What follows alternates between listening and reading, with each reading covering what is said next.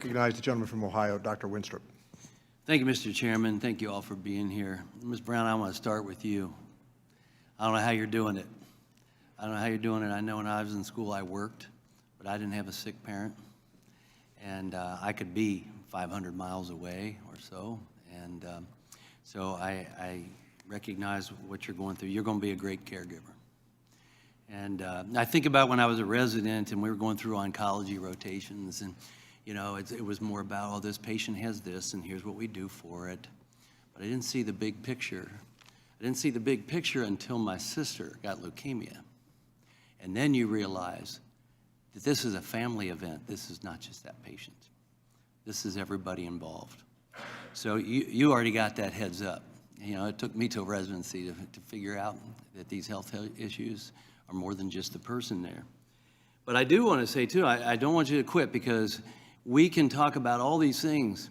We have a caregiver shortage. We have a physician shortage and a shortage of residencies. And all the talk that we have in here about maybe whether it's Medicare for all or whatever the case may be, if we don't have people like you continuing on your course, we're in big trouble.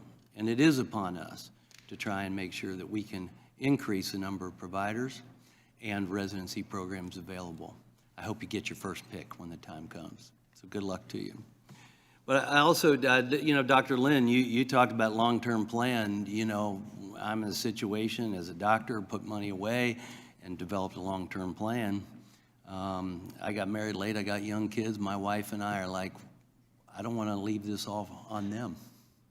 And so we bought into a long-term plan. Not everyone has that wherewithal or can think that far ahead, and we need to go in that way. And you talked about neighborliness, and you know, there's a lot of that's missing. Is, you know, care for your next door neighbor sometimes. But I even remember, you know, my great grandmother would spend 4 months with my grandparents, then 4 months with my great aunt and uncle, then 4 months with my great aunt, and move around. People don't have that like we had in the past.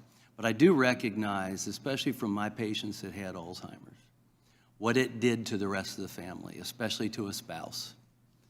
And I would have conversations with them and say, you know, you're going to have to get help. And fortunately, a lot of patients I knew had the wherewithal to get help, because it was taking your health down too, because of the hours you put in and the challenges it comes with. So these are real issues that I'm so grateful that you're all addressing, bringing to our attention, and knowing that it is something that's important. Look, we have more seniors than we've ever had before.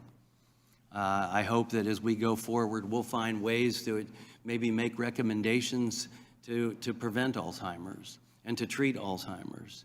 You know, it took the 1960s to say smoking causes lung cancer. You know, maybe we'll find some things that we're doing that we shouldn't be doing that are leading to the problems besides just getting old. And Mr. Bannock, thank you very much. My father was diagnosed in January with pancreatic cancer, gone 3 months later, and hospice was wonderful. No doubt about it. Helpful, respectful, caring, able to pass away at home with his family all around him. That's as good as it's going to get in those situations. So I do appreciate it.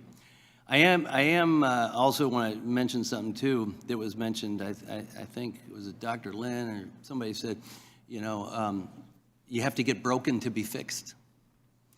And, you know, I have been saying for some time that as a health system, we're great at innovation and treatment and things like that, but we need to prioritize keeping people healthier longer.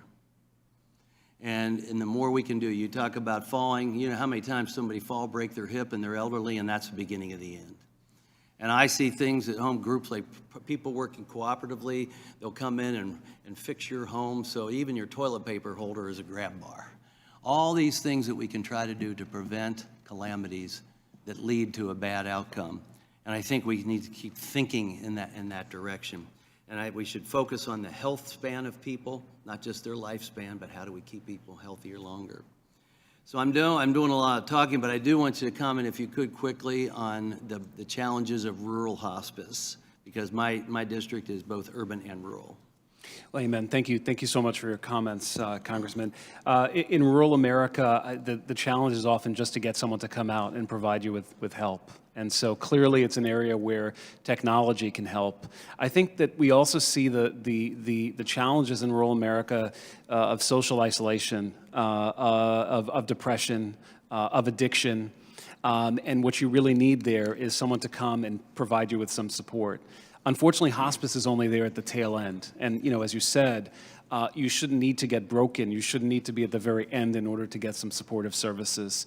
The volunteerism of hospice is, I think, something that the rest of the healthcare system can get, and I think we're seeing signs of that. And I think the support for the family with hospice as well. So thank you for your Thank the commitment. gentleman. Thank you. Thank you, Mr. Chairman. Thank you.